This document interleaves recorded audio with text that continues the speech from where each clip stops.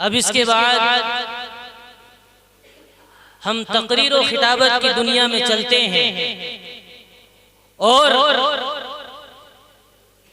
एक ऐसी शख्सियत को दावत देते हैं कि जिनको अल्लाह रब्बुल आलमीन ने बहुत ही कम उम्र के अंदर बड़ी सलाहियतों से और बड़ी काबिलियत से नवाजा है, जिनसे मेरी मुराद हजरत मौलाना मुफ्ती निजामुद्दीन साहब दामत बरकातुहुम उस्ताज़ हदीस मदरसा खातिमुल इस्लाम हापुड़। बिस्मिल्लाहिर्रहमानिर्रहीम। ज़ालिकल किताबु ला रैब फ़ीह हुदल लिल्मुत्तक़ीन। वक़ाल तआला वला तहिनू वला तहज़नू वअंतुमुल अअलौना इन कुंतुम मुअमिनीन। वक़ाल अन्नबिय्यु सल्लल्लाहु अलैहि वसल्लम ला युमिनु अहदुकुम हत्ता यकून हवाहु तबअन लिमा जिअतु बिहि। वक़ाल अलैहि अस्सलातु वस्सलाम अयज़ा वल्लाहि ला युमिन हत्ता अकून अहब्ब इलैहि मिन वालिदिही व वलदिही वन्नासि अजमईन। औ कमा क़ाल अलैहि अस्सलातु वस्सलाम।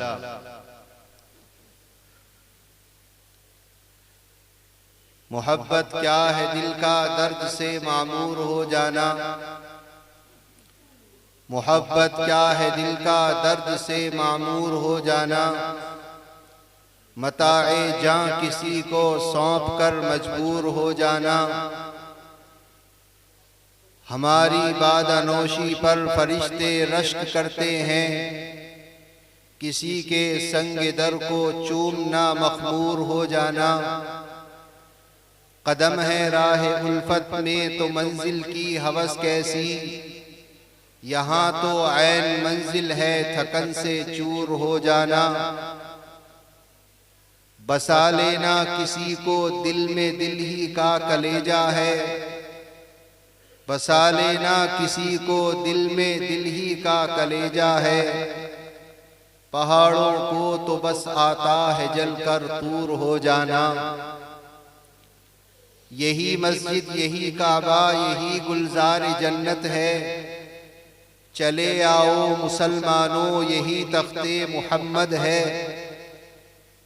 हम रोक रहे हैं बातिल को, कोई आए हमारे साथ चले। ये रास्ता जन्नत जाता है, कोई आए हमारे साथ चले। स्टेज पर रौनक अफरोज काबिल सद एहतराम मुअक्कर उलमाए किराम, उस्ताद मोहतरम, नौजवानों, बुजुर्गों और दोस्तों, आज की ये मजलिस इंतहाई बाबरकत मजलिस है। इसलिए कि इस मजलिस का इंतिसाब अल्लाह की मुक़द्दस किताब कुरान पाक से है और चूंकि इस मजलिस का इनेकाद अल्लाह की जमीनों में सबसे मुक़द्दस जमीन अल्लाह के घर यानी मस्जिद में हो रहा है, इसलिए इस मजलिस की अहमियत और ज्यादा बढ़ जाती है। जाहिर सी बात है, हदीस पाक में आता है, बुखारी शरीफ की रिवायत है, हमारे प्यारे नबी इरशाद फरमाते हैं, खैरुल अमाकिनी मसाजिदुहा औ कमा क़ाल अलैहि सलातु वस्सलाम। प्यारे नबी इरशाद फरमाते हैं कि जितनी भी जगह हैं दुनिया के अंदर, उन सारी जगहों में सबसे खैर की जगह अगर कोई है तो वो अल्लाह का घर यानी मस्जिदें। ये दीनी इजलास, दीनी इज्तिमा कुरान करीम की निस्बत पर अल्लाह के मुकद्दस घर में हो रहा है, इसलिए हम सामीईन को, हम सब को अल्लाह के घर की हुर्मत की पासदारी करनी चाहिए। ऐसा ना हो कि हम अल्लाह के घर में बैठे और यहाँ बातचीत करें या कोई ऐसा अमरे मुनकर हमसे सरसद हो जाए कि जो हमारे लिए वबाले जान बन जाए। एहतराम, अदब बुनियादी शय है। खुशी का मौका है। मालूम हुआ आपके इस इदारे के नाज़िम मुहतरम हजरत मौलाना नफीस साहब ज़ीदा मजदू, उन्होंने बताया, अभी मुझे बड़ी खुशी और मसरत हुई यहाँ आकर। बता रहे थे कि इस साल आपके इस प्यारे इदारे में दारुल उलूम मुहम्मदिया में अल्लाह के फजलो करम से 3 बच्चे हाफिज कुरान बने। मुसलमानों, अल्लाह की तरफ से बड़ा करम है। अल्लाह की मुसलमानों पर, खास तौर पर हमारे इस इलाके पर अकाबिर उलमाए देवबंद की बरक़ात का ज़ुहूर है कि हमारे बच्चे, मासूम बच्चे, छोटे छोटे बच्चे अल्लाह के फजलो करम से अल्लाह के कलाम को अपने सीनों में बसा रहे हैं। बड़ी फजीलत वारिद हुई है अहादीस में। दीन के अंदर हाफिज कुरान का बड़ा मकाम है। एक हदीस में आता है, हमारे प्यारे आका, प्यारे नबी सल्लल्लाहु तआला अलैहि वसल्लम इरशाद फरमाते हैं कि कल रोज़े महशर में जब अल्लाह पाक हाफिज़े कुरान को जन्नत अता फरमाएंगे तो उससे ये फरमाएंगे कि तुम जन्नत में दाखिल हो जाओ और अब तुम्हारा काम ये है कि कुरान पढ़ते जाओ और जन्नत के बुलंद मरातिब पर चढ़ते जाओ। कितनी बड़ी फजीलत की बात है। हाफिज़े कुरान से रब फरमाएंगे कुरान पढ़ते जाओ और चढ़ते जाओ, और हाफिज़े कुरान के साथ साथ हाफिज़े कुरान के वालिदैन को, माँ बाप को जिस एजाज और जिस इकराम से नवाजा जाएगा उसकी मिसाल हमें कहीं नजर नहीं आती। हमारे प्यारे नबी, प्यारे आका, सरवरे अंबिया हजरत मोहम्मद मुस्तफ़ा सल्लल्लाहु ताला अलैहि वसल्लम इरशाद फरमाते हैं, कल रोज़े महशर में हाफिज़े कुरान के माँ बाप के सरों पर ऐसा ताज अल्लाह बतौर इकराम और एजाज के रखेंगे कि उसकी जिया और उस ताज का जो नूर होगा, उस ताज की जो रोशनी होगी, वो दुनिया के आफताब और सूरज से कहीं ज्यादा होगी। हत्ता के उलमा ने लिखा है कि अगर दुनिया का आफताब, दुनिया का सूरज उस ताज के सामने आ जाएगा तो वो बेनूर हो जाएगा, मध्यम हो जाएगा, उसकी रोशनी बेनूर हो जाएगी, नजर नहीं आएगा। अल्लाह पाक ऐसा मोतियों से जड़ा हुआ कीमती ताज हाफिज़े कुरान के माँ बाप के सरों पर अता फरमाए। ये कितने बड़े इकराम और एजाज की बात है। मैं समझता हूँ कि ये बच्चे जो आज हमारे इस मदरसे में मौलाना नफीस साहब की मेहनत से, यहाँ के असातिज़ा की मेहनत से, कमेटी के अरकान की मेहनत से, सारे महल्ले की मेहनत से, बस्ती की मेहनत से इन बच्चों ने जो हिफ्ज़ कुरान मुकम्मल किया है, ये मुबारकबाद के लायक हैं। इनके माँ बाप मुबारकबाद के लायक हैं और सारी बस्ती मुबारकबाद के लायक है।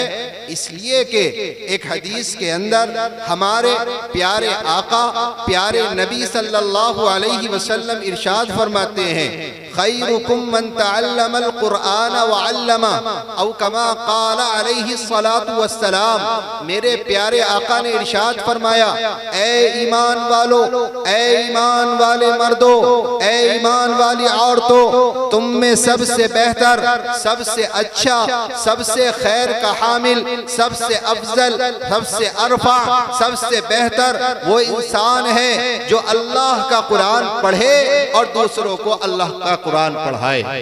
वो बस्तियां, वो मकामात जहां अल्लाह का कुरान पढ़ा जा रहा हो वहां अल्लाह की रहमतों का नुज़ूल होता है।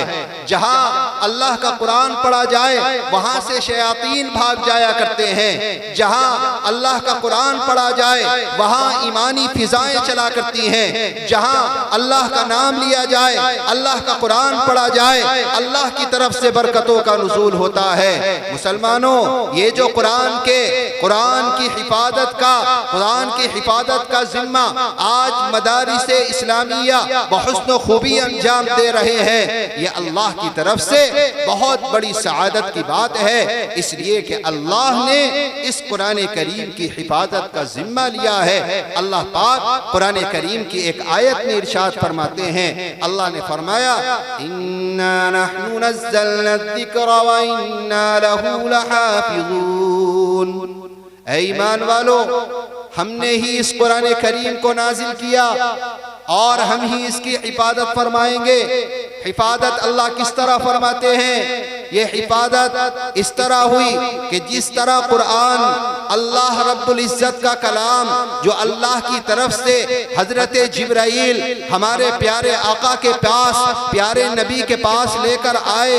हाँ मुसलमानों, जिस ज़बर के साथ, जिस ज़ेर के साथ, जिस पेश के साथ, जिन हुरूफ के साथ, जिन नुक्तों के साथ, जिन अल्फाज के साथ, हाँ जैसे कलाम रब का था, हजरत जिब्राइल मेरे आका, मेरे सरकार, ताजदार बतहा, हजरत इमामुल अंबिया, अफजलुर रसूल, हजरत मोहम्मद मुस्तफ़ा सल्लल्लाहु अलैहि वसल्लम की बारगाह में लेकर आए। आपने सहाबा को दिया, सहाबा ने ताबिईन को दिया, ताबिईन ने तबे ताबिईन को दिया, और ठाकुर द्वारा के, हाँ मुसलमानों, अल्लाह की कसम, आज 1400 साल का एक तवील अरसा गुजर चुका है। रब्बे काबा की कसम, अल्लाह का जैसा कलाम अल्लाह की तरफ से मेरे नबी के पास हजरत जिब्राइल लेकर आए थे। आज इन मदरसों की बरकत है, इन मकातिब की बरकत है, इन दीनी किलों की बरकत है, इन दीनी मराकिज की बरकत है, इन इस्लामी किलों की बरकत है। दारुल उलूम मुहम्मदिया जैसे लाखों मदरसों की बरकत है। आज सुबह सवेरे जब सारी दुनिया महवे ख्वाब होती है, जब सारी दुनिया ख्वाब का शिकार होती है, सोई हुई होती है, ये मासूम से बच्चे, छोटे छोटे बच्चे अल्लाह का नाम लेकर उठते हैं और सुबह सवेरे उठकर अल्लाह का कलाम अपने सीनों में महफूज करते हैं, और अल्लाह अपने कलाम की हिफाजत इन बच्चों से करा रहा है। माफ कीजिएगा, मैं अपने अकाबिर की मौजूदगी में बहुत मुहतात अल्फाज में आपसे ये बात गोश गुजार करूं। मुसलमानों, रब न करे कि अगर सारी दुनिया की बातिल ताकतें मिलकर एक प्लेटफार्म पर मुत्तहिदा महाज कायम करके अल्लाह के कुरान को खत्म करना चाहें और मुसलमानों से कुरान की दौलत को छीनना चाहें, ईमान को निकालना चाहें, नबी के इस वरासत को, नबी की नबूवत को, पैगंबर की शरीयत को, अल्लाह के कुरान को छीनना चाहें, हाँ ईसाईयत सुन ले, सहीयूनियत सुन ले, रब्बे काबा की कसम, मिटाने वाले मिट जाएंगे, कुरान खत्म नहीं हो सकता। क्यों? इसलिए कि कुरान कुरान सिर्फ औराक के अंदर, कागजों के अंदर नुकूश और हुरूफ का नाम नहीं है, ये वो कलाम है। जैसे अल्लाह के नबी के पास हजरत जिब्राइल रब का कलाम लेकर आए थे, आज भी हमारे बच्चों के सीनों में महफूज है। अल्लाह न करे सब मिलकर अगर कुरानी नुस्ख़ाजात को नजर आतिश करना चाहें और इसको मिटाने की कोशिश करें, अल्लाह की कसम कुरान कागजों से मिटाया जा सकता है, हमारी औलादों के सीनों से नहीं निकाला जा सकता। हमारे अकाबिर की ये फिक्र, हमारे अकाबिर की ये सोच अल्लाह का फजल है। जिस घर के अंदर जाओगे इंशाअल्लाह हाफिज कुरान मिलेगा। करिया करिया, शहर शहर, देहात देहात, अल्लाह का फजल है। हम फख्र के साथ कहते हैं इन मदरसों की बरकत है। आज हर महल्ले के अंदर आपको हाफिज कुरान जरूर नजर आएगा। और अजीब सी बात मैं आपसे कहूं, मेरे एक रफीक दर्स हैं, वो सऊदिया के एक शहर में रहते हैं। रमजान का बाबरकत महीना आया चाहता है। उलमा का, हुफ्फाज़े किराम का एक मिजाज होता है, जब रमजान के बाबरकत महीने में एक दूसरे से मुलाकातें हुआ करती हैं तो सबसे पहला जो सवाल जबान पर होता है, एक दूसरे से पूछा करते हैं कि मियाँ बताओ तुम्हारे कितने पारे हो गए। इत्तेफाक से उनका फोन आया, रमजान के महीने में गुज़िश्ता साल की बात है। मैंने उनसे पूछा, भाई मौलाना कितने पारे आपने सुना दिए? मुसलमानों सुनो। हजरत कहने लगे, मौलाना मेरे साथी हैं कि भाई मैं तो अपना कलाम पाक सुना रहा हूं। मैंने कहा क्या बात, कोई ऐसा सिलसिला नहीं हुआ कि चंद लोग आपके पीछे सुन लेते? तो कहने लगे क्या बताऊं मौलाना, पूरे शहर की सूरत हाल ये है कि शहर में सैकड़ों मस्जिदें हैं, लेकिन 2 मस्जिदों के अलावा कहीं भी पूरा कुरान करीम मुकम्मल नहीं होता, तरावी में नहीं पढ़ा जाता। अल्लाह की कसम, मैं अफसोस में कुछ देर रहा, ताज्जुब के पर्दों में पड़ा रहा, हैरत हुई, लेकिन अल्लाह का शुक्र पैदा हुआ। रब्बा तूने जिस मकतबे फिक्र से हमें जोड़ा है, अल्लाह तेरी बारगाह में हम सजदे शुक्र अदा करते हैं। रब्बा तूने हमें ऐसी बस्ती में उतारा कि जब रमजान का बाबरकत महीना आता है, अल्लाह की कसम एक मस्जिद किसी गांव के अंदर ऐसी नहीं होती इलाके में जहां अल्लाह का कलाम तरावी में पूरा न सुनाया जाता हो। और हम तो फख्र से कहते हैं घरों के अंदर भी हमारे कुरान पढ़ा जाता है। मस्जिदें कम पड़ जाती हैं, हमारे हाफिज ज्यादा होते हैं। घर घर से अल्लाह के कुरान की सदाएं आती हैं और हमारे बच्चे हाफिज कुरान अल्लाह का कुरान सुनाते हैं। मुसलमानों, ये अल्लाह की तरफ से बड़ी सआदत की बात है। अल्लाह ने हमें कुरान से जोड़ा है। हाँ, कुरान की खिदमत, कुरान से ताल्लुक ये ईमान का बुनियादी उसूल है, ये ईमान की बुनियाद हुआ करती है। कुरान हमारे इन बच्चों ने पढ़ा और अभी चंद लम्हों के बाद आप देखेंगे कि आपके सामने इन बच्चों की हौसला अफजाई के तौर पर इनके सरों पर दस्तारे फजीलत अता की जाएगी। कितना खूबसूरत मंजर होगा।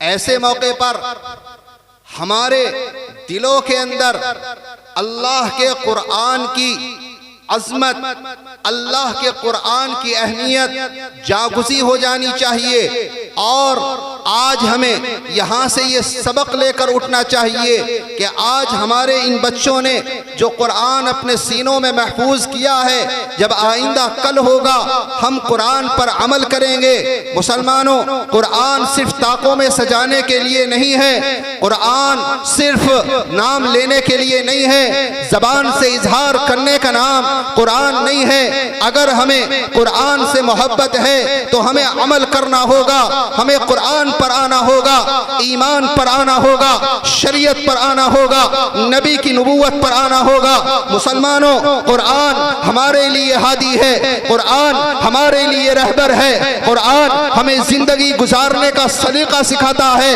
आज इन बच्चों ने कुरान करीम अपने सीनों में महफूज किया है। ये सारी दुनिया को पैगाम दिया कि जैसे कुरान इनके सीनों में है, हमारी आंख में होगा। कुरान हमारी ज़बान से झलकना चाहिए, हमारी आंख से गुनाह ना हो, ये कुरान पर अमल है। हाँ, हमारे कान से गुनाह ना हो, हमारी आंख से गुनाह ना हो, हमारी ज़बान से गुनाह ना हो, अल्लाह के हुक्मों के मुताबिक जिंदगी गुजारना, ये कुरान से मोहब्बत हुआ करती है। आज की इस कुरानी मजलिस का इनेकाद इसी बुनियाद पर किया गया है कि मुसलमान अल्लाह के कुरान पर आ जाएं, ईमान पर आ जाएं और हमारे सीनों के अंदर अल्लाह के नबी सल्लल्लाहु अलैहि वसल्लम की मोहब्बत जागुज़ी हो जाए और हम यहाँ से जब जाएं तो ईमानी हलावत लेकर जाएं, अमल का जज्बा लेकर यहाँ से उठें। एक सहाबी रसूल हैं, सय्यिदिना हजरत मुसअब बिन उमैर रज़ियल्लाहु ताला अन्हु, उनके बारे में आता है, हयातुस सहाबा में लिखा हुआ है, सहाबा की सीरत, सहाबा की जिंदगियां बयान करते हुए लिखा कि ये जो हजरत मुसअब बिन उमैर थे, मक्का की रईसा, मक्का की बहुत बड़ी मालदार खातून थी, उनके बेटे हुआ करते थे। वालिद का, बाप का इंतकाल हो जाता है। मुसलमानों, इतने बड़े मालदार, तारीख में आता है, अल बिदाया व निहाया में लिखा है कि हजरत मुसअब बिन उमैर रज़ियल्लाहु ताला अन्हु मक्का की जिस गली से निकल जाते, जिस कूचा से निकल जाते, वहां से उनके कपड़ों की, उनके लिबास की खुशबुएं फूटने लगती थी। उस जमाने में 30 दिनार का जोड़ा, शाम जो एक तिजारत की मंडी कहलाया करती थी, वहां से उनके लिए खरीद कर लाया जाता। कैसा शानदार कीमती लिबास से मलबूस हुआ होते होंगे, आप अंदाजा लगाएं। मक्का की जिस गली से गुजर जाएं, गुजरने के बाद लोग अंदाजा लगा लिया करते थे कि यहां से हजरत मुसअब बिन उमैर गुजरे होंगे। अल्लाह के नबी पर ईमान लेकर आए, नबी से मोहब्बत हो गई, कुरान से मोहब्बत हो गई, ऐलान कर दिया आज से मुसअब अल्लाह के नबी का गुलाम है। खानदान वालों को पता लगता है, चचा को पता लगा, सारे खानदान को जोड़ा और छोड़कर फरमाया, ऐ मुसअब यहाँ आओ। हजरत मुसअब को बुलाया गया, खानदार जमा है, माँ को बुलाया गया। चचा कहता है, ऐ मुसअब, अगर तुमने ईमान को नहीं छोड़ा, अगर तुमने कुरान को नहीं छोड़ा, अगर तुमने अल्लाह के नबी की मोहब्बत को नहीं छोड़ा, तो याद रखना तुम्हें तुम्हारे बाप की विरासत नहीं दी जाएगी, तुम्हें तुम्हारे बाप का माल नहीं दिया जाएगा, बाप का तरका, बाप का वर्षा नहीं दिया जाएगा। मुसलमानों, आज का मुसलमान होता तो कह देता कि मेरे लिए माल अजीज है, जहां से भी आ जाए हमें तो माल कमाना है। आज मुसलमान जिस तरह की जिंदगी गुजार रहे हैं, मईशत के अंदर देखो, माशत के अंदर देखो, हाँ, हमारी जिंदगी के अंदर अल्लाह के नबी का दीन नजर नहीं आता। हमारे कारोबार, हमारी तिजारत अल्लाह के नबी सल्लल्लाहु अलैहि वसल्लम के दीन से खाली नजर आती है। हमें माल की मोहब्बत हो गई और इस तरह मोहब्बत हो चुकी है कि हम अल्लाह के नबी के दीन को भी ठुकरा देते हैं। हराम आए या हलाल, हमें सिर्फ माल की तमन्ना होती है। हमारे दिलों के अंदर माल की मोहब्बत जागुज़ी हो गई है। मेरे भाइयों, मालूम है हजरत मुसअब बिन उमैर ने क्या फरमाया जब चचा ने यह ऐलान किया कि मुसअब, तुम्हें तुम्हारे बाप का माल नहीं दिया जाएगा, अगर तुमने कुरान नहीं छोड़ा, अगर तुमने हुजूर का दीन नहीं छोड़ा, तो तुम्हें तुम्हारे बाप की विरासत नहीं दी जाएगी। हाँ ऐलान कर दिया। मुसलमानों, हजरत मुसअब बिन उमैर ने फरमाया, ऐ चचा कान खोल कर सुन लो, मैं अल्लाह के नबी पर ईमान लेकर आ चुका हूँ। मेरे दिल के अंदर अल्लाह के कुरान की अज़मत बच चुकी है।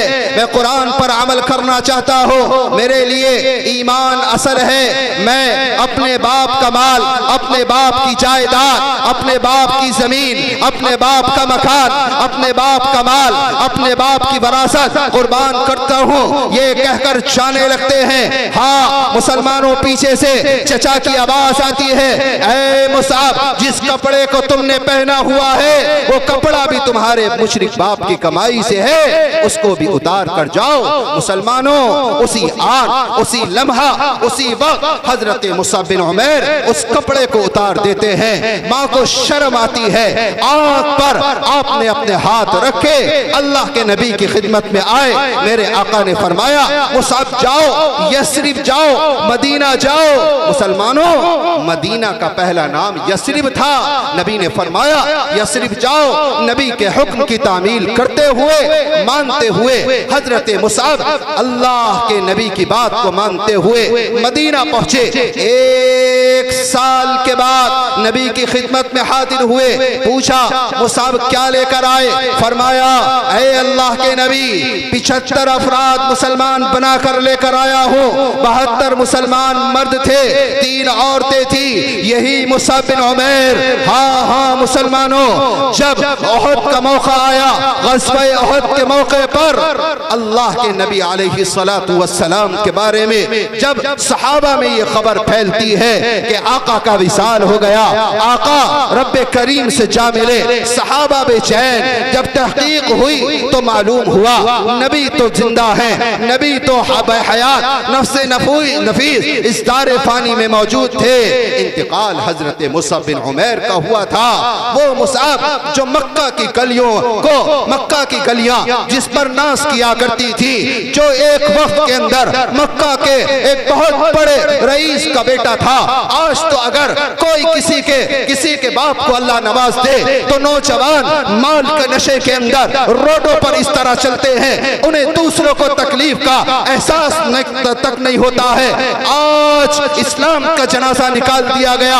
आज अगर किसी को अल्लाह ने माल दे दिया तो मुसलमान बेशऊरी के साथ एहसास खत्म हो जाता है, दीन की धज्जियां उड़ा दी जाती हैं। माफ करना मुसलमानों, कड़वी बात है, तल्ख बात है। आज मुस्लिम कौम का पैसा शादी में बर्बाद हो रहा है। आज हमारी मुसलमान कौम हाँ घरों और मकानों पर पैसा लगा रही है। हमारे बच्चे तालीम से दूर हैं। हमारे बच्चे हाँ दाली के डंडों पर जाकर देखो, गिल्ली डंडा खेलते हुए नजर आते हैं। चाहिए तो ये था कि कौम के मालदार कॉलेज बनाते, चाहिए तो ये था कि कौम के मालदार यूनिवर्सिटियां बनाते, चाहिए तो ये था कौम के मालदार कौम के बच्चों को पढ़ाकर IAS बनाते, IPS ऑफिसर बनाते। मुझे कहने दो ये बात मुसलमानों, आज अगर हम होश में नहीं आए तो याद रखना हमारा मुस्तकबिल खतरे के अंदर पड़ जाएगा। आज मुस्लिम कौम को जरूरत है कि हमारी कौम आगे बढ़ते हुए हमारे बच्चे इंजीनियर बने, प्रोफेसर बने, हाँ वकील बने, डॉक्टर बने। हर महकमे के अंदर हमारा बच्चा आगे बढ़ना चाहिए। हमें DM की कुर्सी पर मुसलमान बच्चा चाहिए। हम चाहते हैं हमारा बच्चा फौज के अंदर हो। हम चाहते हैं ये मुल्क हमारा है। हमारे बुजुर्गों ने इस मुल्क के लिए कुर्बानी का नजराना पेश किया है। मुसलमानों, अल्लाह के दीन पर कायम होते हुए अपनी नस्लों के ईमान की हिफाजत करो और अपने बच्चों को तालीम पर लगाओ। अगर तालीम को छोड़ दिया तो याद रखना कि आने वाले वक्त के अंदर हमारी नस्लों का ईमान भी महफूज नहीं रहेगा। बहुत खतरनाक दौर है। मुझे इस मौके पर हजरत अली मियाँ साहब नव्वर अल्लाहु मरक़दहु मुफक्किर इस्लाम, उनका एक मलफूज याद आता है। हजरत ने, अरे भाई अगर आवाज़ तेज़ हो रही है तो इससे हल्का कर दो, ठीक है, लेकिन ये बार बार जो बंद होती है ना तो इससे अच्छा नहीं लगता। गुस्ताखी माफ, आपको बुरा ना लगे। आपका माइक बहुत अच्छा है, आप भी बहुत अच्छे हैं, लेकिन थोड़ा सा चाहे माइक की आवाज़ हल्की कर लो लेकिन वो बार बार आपको महसूस हो रहा होगा। थोड़ी सी बात कहना चाहते हैं। मैं जो बात कह रहा हूँ आप समझ रहे हैं ना? ऐसा तो नहीं है कि मैं बात कोई कह के जाऊं और सिर्फ एक रस्मा रस्मी एक प्रोग्राम हो जाए। कौन कौन मेरी बात समझ रहा है? माशाअल्लाह, ज़ादकुमुल्लाहु इल्मा, अल्लाह आप सबके इल्म में इजाफा फरमाए। हजरत अली मियां साहब नव्वरल्लाहु मरक़दहू ने अपनी आखिरी जिंदगी में एक बहुत कीमती बात इरशाद फरमाई। देखो कितनी कीमती बात है, और दिल पे लिखना और अमल करना। हजरत ने फरमाया, ए मुसलमानों, अगर एक वक्त तुम्हें फाका करना पड़े तो कर लेना, अगर एक वक्त तुम्हें चटनी से खानी पड़े तो खा लेना, अगर एक वक्त रसूलुल्लाह की सुन्नत जिंदा करते हुए तुम्हें अपने पेट पर पत्थर बांधने पड़े तो बांध लेना, लेकिन अपने बच्चों को तालीम से पीछे मत छोड़ना। अगर बच्चे तालीम से पीछे रह गए तो आपके बच्चों का मुस्तकबिल खतरे के अंदर पड़ जाएगा। ये इस वक्त का दौर बहुत नाजुक दौर है। साफ अल्फाज में समझाने की जरूरत नहीं है। दुनिया हमारी नस्लों से ईमान छीनना चाहती है। दुनिया हमारे घरों से कुरान की दौलत निकाल देना चाहती है। मिशनरियां तैयार हैं, आलमी सतह पर काम हो रहा है। दुनिया चाहती है कि हमारी नस्लों को बेईमान बना दिया जाए, हमारी नस्लों को अय्याश बना दिया जाए, हमारी नस्लों को हरामकारी पर लगा दिया जाए, हमारे बच्चों के सीनों से अल्लाह के कुरान की अजमत को निकाल लिया जाए। अगर हमने अल्लाह के कुरान की तरफ, ईमान की तरफ, अपने नस्लों के हिफाजत की तरफ ध्यान नहीं दिया तो याद रखना आने वाले वक्त में बहुत भारी नुकसान हमें उठाना पड़ेगा। लोग समझते हैं,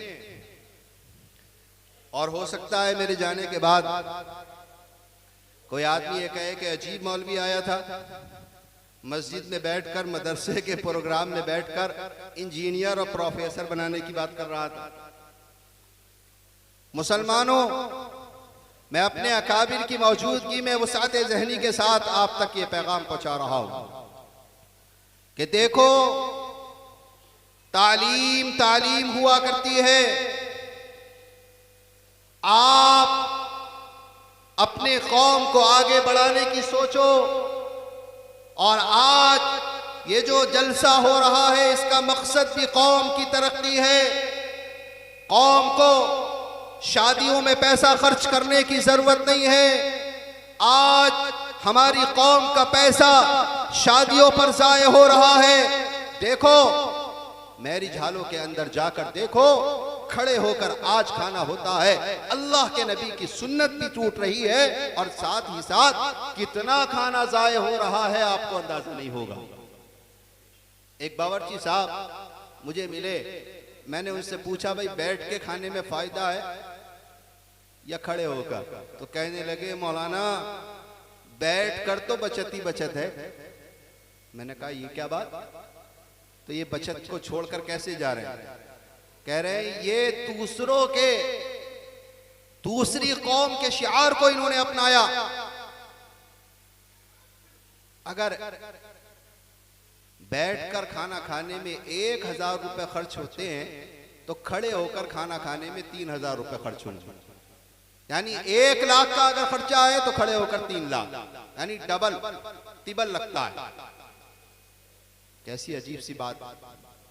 और हमारे मुसलमान आज खड़े होकर मैरिज हालों के अंदर शादी ब्याह में खाना कर रहे हैं, और इंतहाई फजूल खर्ची के साथ खूब दिखावा हो रहा है। लुट जाएंगे, पिट जाएंगे, बर्बाद हो जाएंगे, लेकिन अपनी नाक को नीचे नहीं होने देंगे। आज मुसलमानों का यह हाल चल रहा है। मेरे भाइयों, शादी पर मत लुटाओ, अपने बच्चों को काबिल बनाओ, अपने बच्चों को पढ़ाई के अंदर आगे बढ़ाओ। कुरान का सबसे पहला पैगाम हजरत जिब्राइल नबी के पास लेकर आए, इकरा, ए नबी आप पढ़िए। कौम को पढ़ाई पर लगाने की जरूरत है।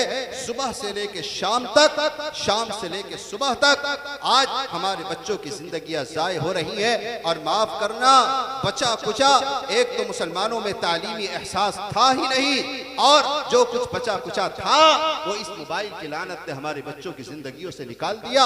आज हमारे बच्चों को देखो, सुबह उठते हैं, कुरान पढ़ने की फिक्र नहीं होती, सबसे पहले मोबाइल खोलकर ये देखते हैं कि देखे व्हाट्सएप पर कौन सा मैसेज आया है, सबसे पहले देखते हैं फेसबुक पर कौन सी वीडियो वायरल हुई है, इंस्टाग्राम पर कौन सी नाचने वाली, डांस करने वाली ने सबसे पहले अपने वीडियो को शाये किया है।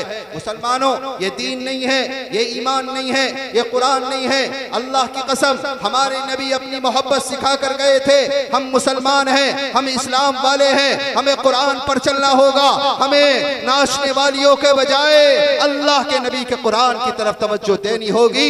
आप अपने बच्चों को पढ़ाओ, हर मैदान के अंदर आगे बढ़ाओ, लेकिन एक बात आपसे कहता हूँ, अल्लाह के वास्ते मुसलमानों, ऐसा ना हो कि आपने सब कुछ पढ़ाया लिखाया लेकिन आपका बच्चा ईमान से हाथ धोकर बैठ गया। आप प्रोफेसर भी बनाइए, आप इंजीनियर और डॉक्टर भी बनाइए, हर मैदान के अंदर हमें अफराद की जरूरत है, लेकिन तुम्हें अल्लाह का वास्ता उन्हें ईमान जरूर सिखाना, उन्हें कुरान इन मदरसों के अंदर जरूर सिखाना। सब कुछ पढ़ाने के बाद अगर ईमान नहीं सिखाया, वो माँ बाप का एहतराम नहीं करेगा, वो रिश्वत को हराम नहीं समझेगा। हाँ, जब वो ईमान के साथ होगा, जहाँ बैठेगा कुरान पर अमल की सोचेगा, गरीबों का मसीहा बन जाएगा, कमजोरों का ख्याल रखेगा, जालिमों की मदद नहीं करेगा, मजलूमों की हिमायत और नुसरत करेगा। जो इस्लाम का असल पैगाम है वो कुर्सी पे बैठकर भी अदा कर सकता है, लेकिन शर्त ये है कि इन मदरसों की मेहनत को, मौलाना नफीस साहब यहाँ के असातिज़ा की मेहनत को आगे बढ़ाकर घर का हर बच्चा कुरान पढ़ने वाला बन जाना चाहिए। आज हमारे दिलों के अंदर अल्लाह के नबी अलैहिस्सलातु वस्सलाम के इस्लाम की, कुरान की जो अजमत होनी चाहिए, वो उस दर्जा की वो हरारत हमारे अंदर है ही नहीं। एक बात, अल्लाह के घर में हूं, ये बात मैं आपसे कह सकता हूं, तवज्जो से सुनना। देखो, आज 4 महीने से ज्यादा हो गए उम्मते मुहम्मदिया पर गम का पहाड़ टूटा हुआ है। फिलिस्तीन के अंदर मेरी माँ, मेरी बहन, मेरी बेटी के साथ आसमान ने जुल्म देखा, देख रहा है, जमीन ने जुल्म देखा, जमीन गवाह है। आज सारी दुनिया जुल्म देख रही है, किसी की जबान खुलने को तैयार नहीं है। रमजान का बाबरकत महीना आया चाहता है। मुसलमानों, हमारे पास खाने को मौजूद है, हमारे पास पहनने को मौजूद है, हमारे पास सर ढांकने के लिए साया मकान मौजूद है। हाँ, वहां जाकर देखो, खाने के लिए नहीं है, पीने के लिए नहीं है। रमजान मेरी माओ, मेरी बहनों के किस तरह गुजरेंगे। आज ईमान पता कर, कुरान की कसम देकर तुम्हें मुसलमानों कहता हूँ, दिल पे हाथ रखकर बताना, कितने मुसलमान हैं इन हालात के अंदर दुआओं का एहतमाम कर रहे हैं। चाहिए तो ये था कि मुसलमान अल्लाह के सामने गिड़गिड़ाता, चाहिए तो ये था कि मुसलमान अल्लाह के सामने झुक जाता, चाहिए तो ये था कि मुसलमान तहज्जुद की पाबंदी करता, चाहिए तो ये था कि मुसलमान उम्मते मुहम्मदिया की तरफ से सदक़े का एहतमाम करता। लेकिन आज भी इन हालात के अंदर बेशऊरी और गफलत का आलम ये है, अल्लाह की कसम, हालात देखकर मुसलमानों के रोना आता है। आज भी मुसलमान जिना कर रहा है, आज भी मुसलमान शराब पी रहा है, आज भी मुसलमान गालियां बक रहा है, आज भी मुसलमान नमाजों को छोड़ देता है, आज भी अल्लाह की नाफरमानी हो रही है। रातों में नेट पर अल्लाह के हुक्म को तोड़कर उर्यानियत और फहाशियत का शिकार मुसलमान नजर आता है। माँ बाप की नाफरमानी मुसलमान कर रहा है, हराम मुसलमान खा रहा है, धोखा मुसलमान दे रहा है, वादा खिलाफी मुसलमान कर रहा है, दूसरों का माल मुसलमान मार रहा है। ऐसे हालात के अंदर भी अगर हमें एहसास तक नहीं होता, अल्लाह की तरफ कदम बढ़ाने का एहसास नहीं होता, तो अल्लाह की कसम ये कौम मुर्दा हो चुकी है। इस कौम के अंदर नबी से मोहब्बत का जो जज्बा था वो खत्म हो चुका है। इस कौम को सोचने की जरूरत है, लम्हा फिक्रिया है कि हम कहां हैं, हमें कहां होना चाहिए था। एक सहाबी रसूल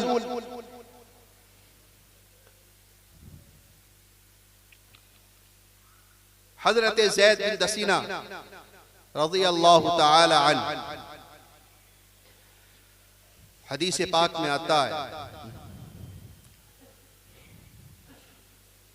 जब अल्लाह के नबी पर ईमान लेकर आए, सारे मक्का के कुफार जमा हुए, सूली पर लटकाने का फैसला किया,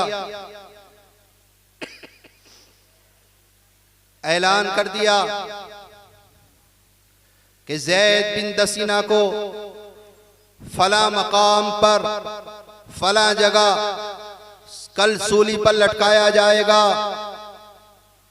फांसी का फंदा तैयार किया गया।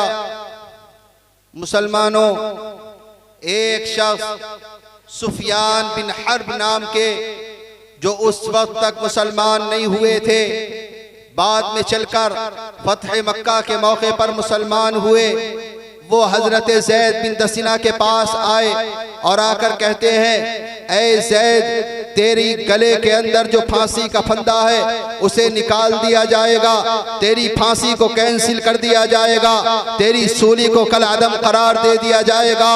हाँ, तुझे आज़ादी का परवाना दे दिया जाएगा, तुझे छोड़ दिया जाएगा।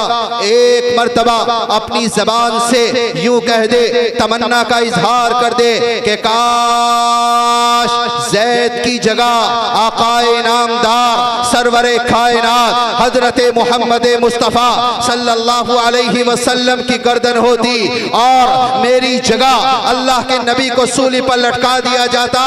हाँ, लटकाया नहीं जाएगा, सिर्फ तेरी जबान से हम सुनना चाहते हैं। एक मर्तबा अपनी जबान से कह दे, काश मेरी जगह आकाए नामदार होते, काश मेरी जगह मदीना के वाली होते, काश मेरी जगह पैगंबर आखिरुज़्ज़मा होते।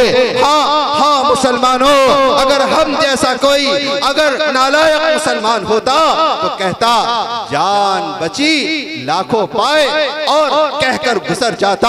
हाँ, अल्लाह की कसम, आसमान गवाह है, जमीन गवाह है, उसी आज उसी लम्हा उसी वक्त हजरत ज़ैद सुफियान जो बाद में चलकर सहाबी बने, सहाबियत से मुशर्रफ हुए, उनकी तरफ मुखातब होकर फरमाया, ऐ सुफियान, कान खोलकर सुन, एक ज़ैद क्या लाखों ज़ैद अल्लाह के नबी के दीन पर कुर्बान हो जाएंगे।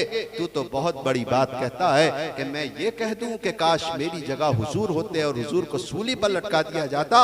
सुन कान खोलकर, मुझे तो ये भी बर्दाश्त नहीं है कि मेरे आका मेरे सरकार रास्ते में चल रहे हों और आपको एक छोटा सा कांटा भी चुभ जाए, ज़ैद तो ये भी बर्दाश्त नहीं कर सकता। सहाबा अल्लाह के नबी के दीन से, नबी से इस दर्जा मोहब्बत फरमाया करते थे। आज का मुसलमान जबान से मोहब्बत की बातें करता है, अभी चौराहों पे खड़े होकर मस्जिदों के बारे में खूब बुलवा लो, उलमा के बारे में खूब बुलवा लो, दीन के बारे में मसले मसाइल की खूब बहस छुड़वा लो, लेकिन जब नमाज की बात आएगी तो फजर में सोता हुआ नजर आएगा। हमारी जिंदगी में दीन है या नहीं, हमें इससे कोई सरोकार नहीं है। हम दूसरों की जिंदगियों पर सवाल या निशान उठाने के लिए फौरन तैयार हो जाते हैं। हमारी जिंदगी किस हाल में गुजर रही है, हम किस तरह से जिंदगी गुजार रहे हैं। आज के मुसलमान के सीने में अल्लाह के नबी की मोहब्बत, आले रसूल की मोहब्बत, प्यारे आका की मोहब्बत, अल्लाह के नबी के खानदान वालों की मोहब्बत है या नहीं, और उस मोहब्बत पर हम कितना अमल कर रहे हैं, ये सोचने की जरूरत है। मुझे इस मौके पर एक बहुत खूबसूरत वाकया याद आया। आप मेरी बात सुन रहे हैं? कौन कौन सुन रहा? माशाअल्लाह, जज़ाकल्लाह। थोड़ी हरकत सी हो जाती है, बेदारी हो जाती है। एक बुजुर्ग हैं अल्लामा इब्ने जौज़ी रहमतुल्लाह अलैह, उन्होंने ये वाकया अपनी किताब में तहरीर फरमाया और सिर्फ इस वाक़ये के बयान करने का मकसद अल्लाह के नबी से मोहब्बत को बताना मकसूद है। फजीलत के उन्वान पर अल्लामा इब्न जौज़ी ने अपनी किताब में लिखा है कि बगदाद के अंदर अल्लाह के नबी सल्लल्लाहु ताला अलैहि वसल्लम के खानवादे से ताल्लुक़ रखने वाली एक खातून रहा करती थी, अल्लाह के नबी के खानदान की बेटी। बगदाद में अचानक एक वायरस आया, एक वबा आई, ताउन की वबा। जैसे यहाँ 3-4 साल कबल पहले आपको कुछ याद होगा, कोरोना वायरस आया था और उसमें इतनी जिंदगी दोबर हो गई।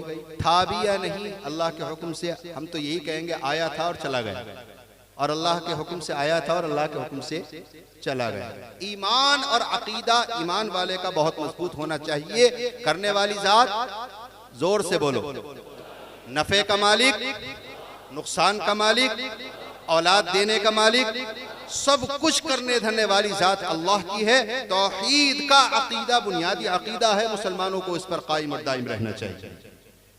बहरहाल अल्लाह के हुक्म से आई। इत्तिफाक से अल्लामा इब्न जौज़ी रहमतुल्लाह अलैह ने लिखा है कि उस मौके पर अल्लाह के नबी अलैहिस्सलातु वस्सलाम के जो खानदान से ताल्लुक़ रखने वाली बेटी थी, साहबजादी थी, उनके शौहर का इंतकाल हो गया। उनकी 4 बेटियां थी। वहां से लोग हिजरत करने लगे, यानी अपना वतन छोड़ने लगे। मुसलमानों, शौहर का इंतकाल हो चुका, बेटियों का साथ। इन्होंने सोचा मैं यहाँ क्या करूंगी, सब जा रहे हैं, तो इन्होंने भी सामान तैयार किया और सफर पर निकल गए। जब शाम का वक्त हुआ, अल्लामा इब्न जौज़ी ने लिखा है कि बराबर में एक बस्ती थी अस्फहान नाम की, वहां पहुंची और सोचा कि रात हो चुकी है, बेटियों का साथ है, सामान भी पास है, शौहर का इंतकाल हो चुका है, तो क्यों ना रात में यहाँ क़ियाम करूं। पहले ज़माने में लोग ऐसे ही हुआ करते थे कि दिन में सफ़र किया करते थे और रात में कहीं पड़ाव डाल लिया करते थे, सफ़र कर लिया करते थे। पहले का दौर ऐसा नहीं था कि जैसे बसों का दौर हो या आजकल जैसे सहूलतें हैं, पहले ज़माने में इस तरह सहूलतें नहीं थी। ये तो अल्लाह का शुक्र है कि अल्लाह ने हमें ऐसे दौर में पैदा फरमाया। एक मिजाही आवाज़ जहन में आई, एक बड़े मियाँ आपस में 2 दोस्त मुलाकात कर रहे थे और मैं गुजरा हुआ जा रहा था, तो वो कह रहे थे आपस में, मियाँ तुम इस दौर में कहाँ पैदा हो गए, ये बच्चे देखो मोबाइलों में मज़े मार रहे हैं, हमें तो 50 साल के बाद पैदा होना था, हम तो 50 साल पहला पैदा होकर पछता रहे हैं।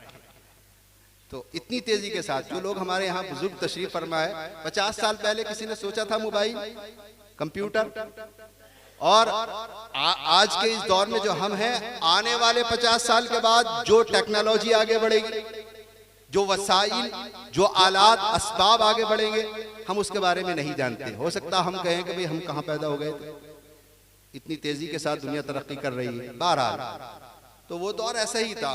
तो अल्लाह के नबी अलैहिस्सलातु वस्सलाम के खानदान की जो बेटी थी, उन्होंने सोचा कि यहाँ बस्ती में अस्फहान में किसी मुसलमान का घर देखकर वहां क़ियाम। एक मुसलमान के दरवाजे पर पहुंची, दरवाजे पर दस्तक दी, पूछा कौन। एक मुसलमान बाहर निकल कर आया, कहा कि इस तरह से मैं फला बस्ती से ताल्लुक़ रखती हूँ, बगदाद की रहने वाली हूँ और मेरे शौहर का इंतकाल हो गया, बेटियों का साथ है, एक रात आपके यहाँ मुझे पनाह लेनी है, आप मुझे पनाह दें। वो मुसलमान कहता है कि मैं आपको पनाह नहीं दे सकता, आगे चलो। तो हुजूर की बेटी की जबान से, हुजूर के खानदान की बेटी की जबान से ये जुमला निकला कि ऐ मेरे भाई, मेरा रिश्ता, मेरा ताल्लुक अल्लाह के नबी सल्लल्लाहु अलैहि वसल्लम के खानदान से है। तुझे हुजूर की मोहब्बत का वास्ता, शौहर का इंतकाल हो चुका है, बेटियों का साथ है, तू मुझे पनाह दे दे। जब ये जुमला कहा तो मुसलमान बहुत सख्त दिल था। कभी कभी ऐसा होता है कि इतनी सख्ती होती है कि उसे हुजूर की मोहब्बत भी रास ना आई और उसने एकदम तड़ल्ले से ये कहा कि तेरा रिश्ता अल्लाह के नबी के खानदान से है, तेरे पास इसकी क्या दलील है। तो बेचारी बेटी एक तो परेशानी के आलम में, शौहर का इंतकाल, गमों का पहाड़, बच्चियों का साथ है, 4 बेटियां हैं। उस बेटी की आंखों से आंसू निकलते हैं, और आंसू दामन पर गिरे। अल्लामा इब्ने जौज़ी रहमतुल्लाह अलैह ने तहरीर किया है कि उस बच्ची ने वो दामन उठाया और उठाकर यूं कहती है, मेरे पास इन आंसुओं के अलावा कोई सबूत और कोई दलील नहीं है कि मेरा रिश्ता प्यारे नबी सल्लल्लाहु अलैहि वसल्लम से जुड़ता है। वो मुसलमान कहता है चलो आगे चलो। बच्ची ने सामान उठाया, बेटियों को लिया, रास्ते में चल रही है, शौहर का इंतकाल हो चुका। जब अस्फहान बस्ती के आखिर में पहुंची तो एक घर था, सोचा कि यहाँ एक मर्तबा और ट्राई कर लेती हूँ। वहां एक घर पर दस्तक दी तो वहां से ईसाई मजहब का मानने वाला, मुसलमान नहीं था, ईसाई था, वो बाहर निकल कर आया। उसने पूछा कौन? उसने बताया कि मेरा रिश्ता मदीना वाले के खानदान, मदीने वाले से है, अल्लाह के नबी के खानदान से है। इतना जब सुना तो उसने कहा वही मदीने वाले जिनका नाम मोहम्मद है? कहा हाँ हाँ वही। फौरन अंदर गया। अल्लामा इब्ने जौज़ी रहमतुल्लाह अलैह ने तहरीर फरमाया है कि अंदर जाकर घर के साफ सुथरे नए बर्तन निकालता है और अच्छी ज़ियाफत के असबाब और सामान खरीद कर लाता है और अल्लाह के नबी अलैहिस्सलातु वस्सलाम की निस्बत की बुनियाद पर, हुजूर से ताल्लुक की बुनियाद पर उस अल्लाह के नबी के खानदान की बेटी की ज़ियाफत करता है। रात हो गई, सब सो गए। मुसलमानों, वो मुसलमान भी सो गया जिसने अल्लाह के नबी सल्लल्लाहु अलैहि वसल्लम की मोहब्बत का वास्ता कबूल नहीं किया था और हुजूर के खानवादे की बेटी को घर से निकाल कर बाहर खड़ा किया, भगाया था। हाँ, अल्लामा इब्ने जौज़ी ने लिखा है कि वो मुसलमान जब रात में सोता है उसे एक ख्वाब नजर आया। वो ख्वाब में देखता है कि हम सब के आका, हम सब के मौला, सरवरे अंबिया, इमामुल अंबिया हजरत मोहम्मद मुस्तफ़ा सल्लल्लाहु ताला अलैहि वसल्लम, लाखों दुरूद मेरे आका पर, लाखों सलाम मेरे आका पर, मेरे आका हौज़े कौसर पर जन्नत में तशरीफ फरमा है और मुसलमानों की एक लाइन और एक सफ जन्नत के बाहर लगी हुई है। एक एक मुसलमान आगे बढ़ता है। अल्लाह के नबी सल्लल्लाहु अलैहि वसल्लम अपने दस्ते मुबारक से जामे कौसर का जाम पिलाते हैं। जब इस मुसलमान का नंबर आया जिसने अल्लाह के नबी की मोहब्बत का वास्ता कबूल नहीं किया था, अल्लामा इब्ने जौज़ी ने लिखा है वो ख्वाब देख रहा है कि हजरत जिब्राइल ने उसे जन्नत के दरवाजे पर रोका। पूछा क्यों रोकते हो? कहा जिस सीने के अंदर अल्लाह के नबी की मोहब्बत ना हो वो सीना जन्नत में जाने का हकदार नहीं होता। और ये कहकर उसे जन्नत से रांद भगा दिया जाता है, निकाल दिया जाता है, रांद दरगाह हो जाता है। अल्लामा इब्ने जौज़ी रहमतुल्लाह अलैह लिखते हैं सुबह हुई, मुसलमान तो ख्वाब देख रहा था, परेशान, हैरान, सरगर्दा बस्ती में फिर रहा है। और क्यों ना हो, जितने भाई यहाँ अल्लाह के घर में तशरीफ फरमा है, ईमानदारी से बताओ कौन मुसलमान है जिसे जन्नत की तलब ना हो? कौन है जो मरने के बाद जन्नत का तालिब ना हो, जन्नत का मुतमन्नी ना हो? हर मुसलमान की ख्वाहिश जन्नत है, हर मुसलमान जन्नत का तालिब हुआ करता है। जब उसने ये ख्वाब देखा तो वो मुसलमान परेशान, हैरान पूरी बस्ती में फिर रहा था। किसी ने बताया जाओ जाओ, बस्ती के आखिर में एक ईसाई का घर है, वहाँ हुजूर के खानदान की बेटी ने पनाह ले रखी है। हाँ, ये घर जाता है, दरवाजे पर दस्तक देता है। ईसाई बाहर निकल कर आया, पूछा कौन? कहा मुसलमान हो। कहा क्या चाहिए? कहता है आपके घर के अंदर हमारे आका सरवरे अंबिया हजरत मोहम्मद मुस्तफ़ा सल्लल्लाहु अलैहि वसल्लम के खानदान की बेटी हैं, आप मुझे दे दें। वो ईसाई कहता है नहीं दे सकता। हाँ हाँ मुसलमानों, जब उसने ये जुमला कहा है वो मुसलमान ईसाई से मुखातब होता है और मुखातब होकर कहने लगता है कि ए ईसाई, तुम तो ईसाई हो, मुसलमान नहीं हो, तुम हुजूर की बेटी का क्या करोगे? जब उसने ये जुमला कहा, मुसलमानों तवज्जो से सुनना, वो ईसाई मुसलमान से मुखातब होकर कहता है दोबारा कहो क्या कहते हो? वो कहता है अरे तुम तो ईसाई हो, मुसलमान नहीं हो, तुम हुजूर की बेटी का क्या करोगे? जब उसने ये जुमला कहा तो ईसाई गुस्से में आता है और मुसलमान से मुखातब होकर कहने लगता है कि ए मुसलमान,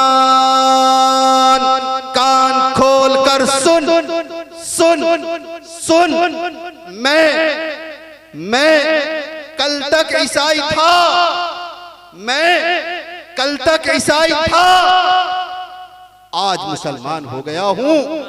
अल्लामा इब्न जौज़ी ने लिखा है, यूं कहता है कि तेरे तो ख्वाब में हुजूर आए थे, मुझे तो खुद हुजूर कलमा पढ़ा कर गए सल्लल्लाहु ताला अलैहि वसल्लम।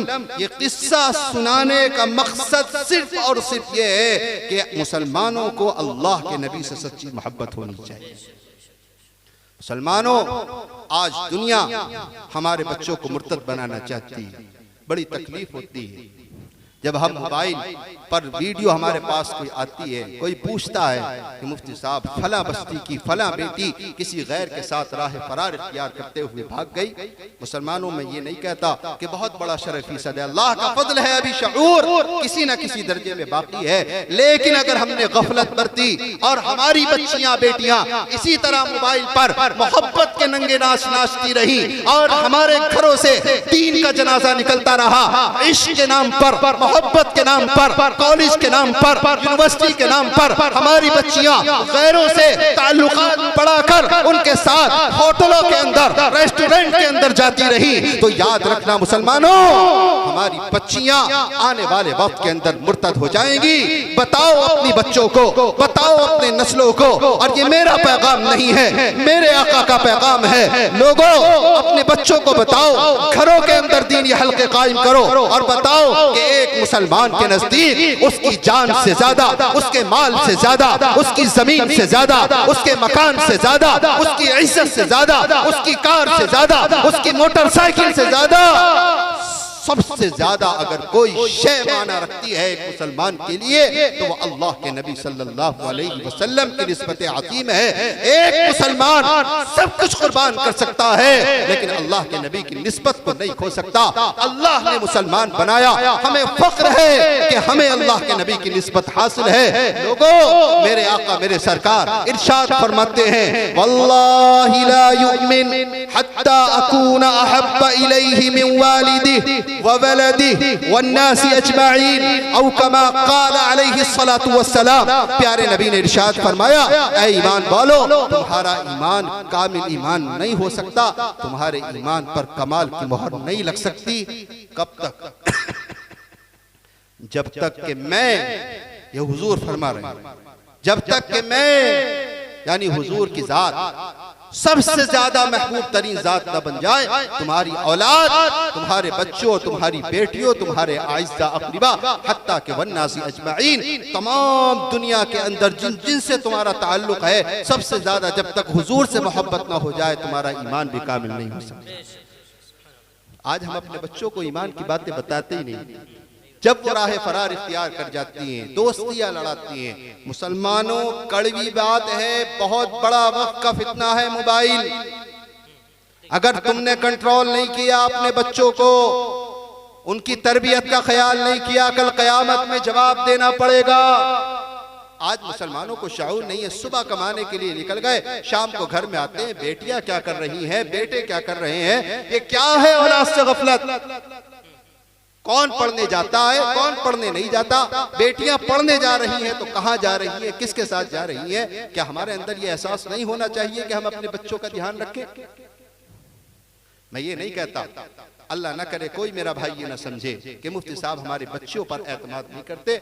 हमारी बच्चियां हमारा फक्र है, हमारा सर का ताज है।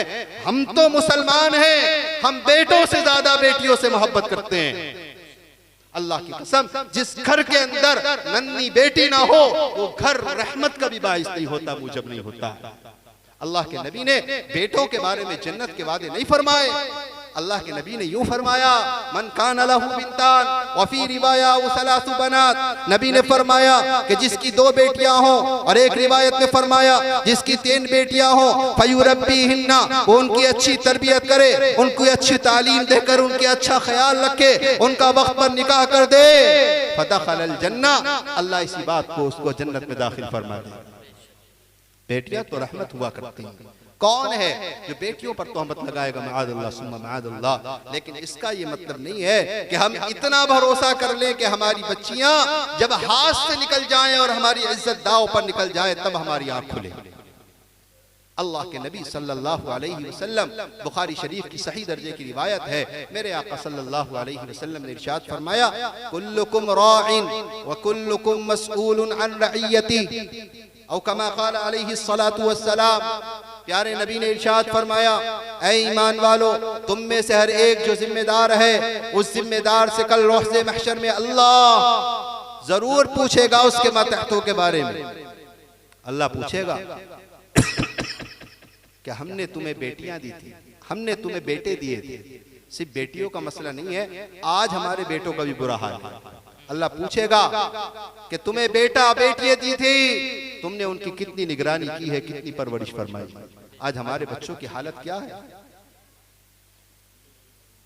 हमारे बच्चे रात को जो ईशा के बाद बैठेंगे, ईशा की नमाज भी पढ़ी नहीं पढ़ी, एयरफोन कान में लगाया, ब्लूटूथ कान में लगाई और पूरी रात 3-4 घंटे, बल्कि घर जाने के बाद भी बिस्तरों पर सिर्फ मोबाइल।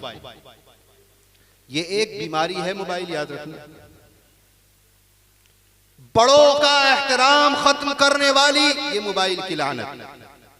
कौन बड़ा घर का जा रहा है? किसी को एहसास नहीं है। घर का ताया, बुजुर्ग, दादा जा रहा है, मोबाइल में इतना मस्त है कि उसे ये नहीं पता कि बड़ों का एहतराम करना हमारे दीन के अंदर बुनियाद है। न देख के खड़े होते हैं, न सलाम करते हैं, कुछ नहीं, बगैर की इंतहा होगी। और उसकी वजह क्या है कि ये मोबाइल जहनों पर इतना गालिब आ चुका है कि हमें पता ही नहीं होता है कि अल्लाह के घर से आवाज आ रही है या नहीं आ रही है, बस हम मोबाइल के अंदर मस्त हो जाते हैं। ये हमारे मुआशरे की बददीनियां हैं जो आज हमारे दरमियान में राइज हैं। बात थोड़ी कड़वी होती है, लेकिन सच बात है कि इस मोबाइल की लानत से हमारे बच्चे दीन से दूर हो रहे हैं। रातों को जागते हैं, फुहाशियत, उर्यानियत, जवानियां जाये हो रही हैं मुसलमानों की, कोई कहने सुनने वाला नहीं है। बगैरती की इंतहा हो चुकी है। अपने बच्चों के मोबाइलों पर कंट्रोल करो। अगर कंट्रोल नहीं किया तो याद रखना, इन बच्चों की पढ़ाई भी आज भी जो पूरी दुनिया के अंदर टॉप यूनिवर्सिटियां और कॉलेज कहलाते हैं, उनके अंदर मोबाइल पर पाबंदी होती है। क्यों? वो नहीं जानते क्या कि इसका क्या फायदा है, वो हमसे बेहतर जानते हैं। लेकिन उन्हें मालूम है कि हमारी नस्लें अगर मोबाइल पर लग गई तो हम उनसे वो काम नहीं ले सकते जो हम इनसे लेना चाहते हैं। अपने बच्चों को मोबाइल की नजर न करो।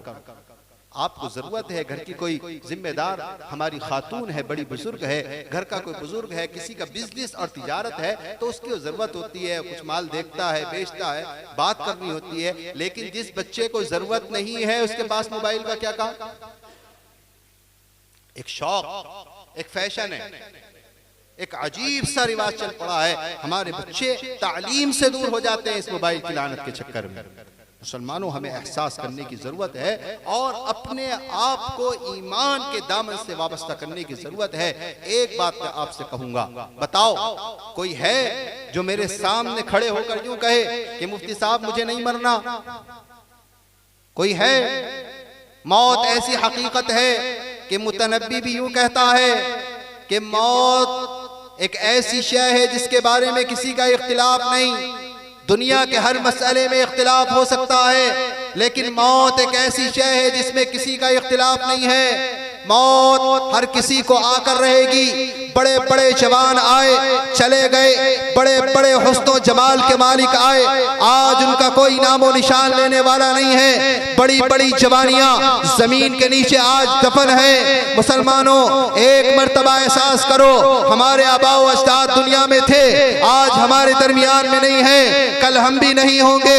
आंख बंद हो जाएगी, कान सुनना छोड़ देंगे, जबान बोलना छोड़ देगी, जिस्म काम नहीं करेगा। 4 आदमी हमें उठाएंगे और कब्र में जाकर दफन कर कर आ जाएंगे।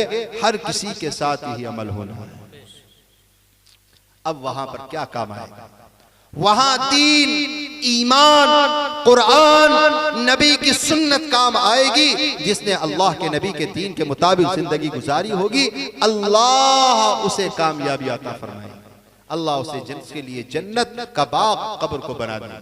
और जिसने अल्लाह के नबी के दीन से हटकर गलत कामों के अंदर, गुनाहों के अंदर जिंदगी गुजारी होगी, अल्लाह उसके लिए कब्र को जहन्नम का गड़ा बना देगा।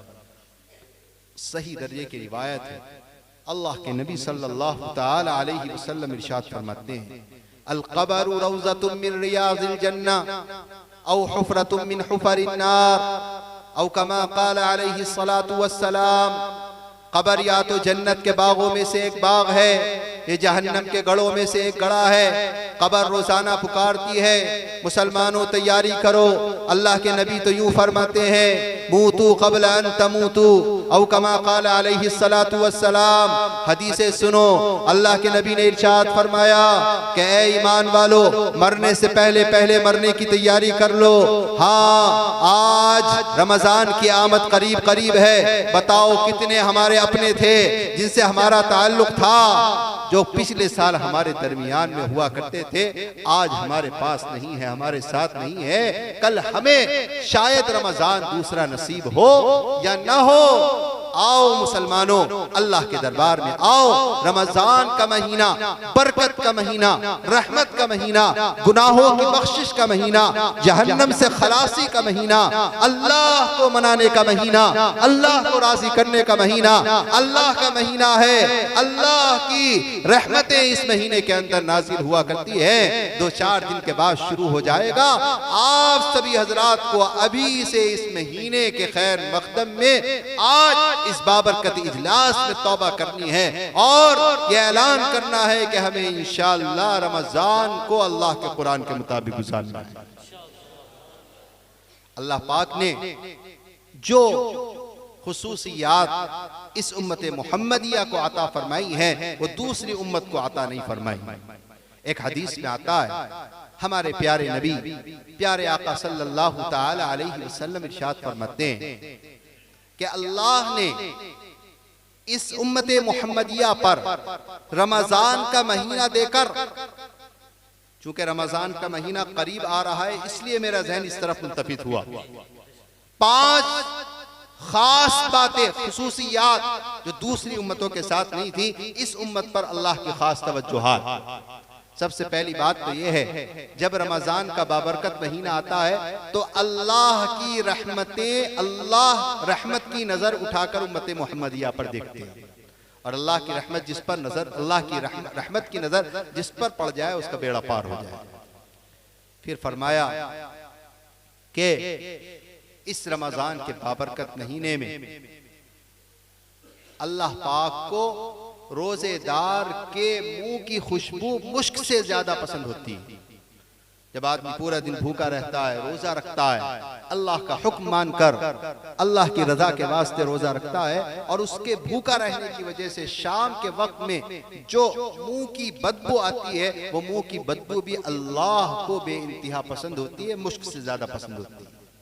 और फिर हुजूर ने इरशाद फरमाया, इस रमजान के महीने में अल्लाह के फरिश्ते भी उस रमजान के महीने में उम्मत मुहम्मदिया के लिए दुआए मग़फ़िरत फरमाते हैं। और फिर हुजूर ने इरशाद फरमाया कि इस रमजान के महीने में अल्लाह जन्नत से मुखातब होकर फरमाते हैं कि ए जन्नत मुज़य्यन हो जा।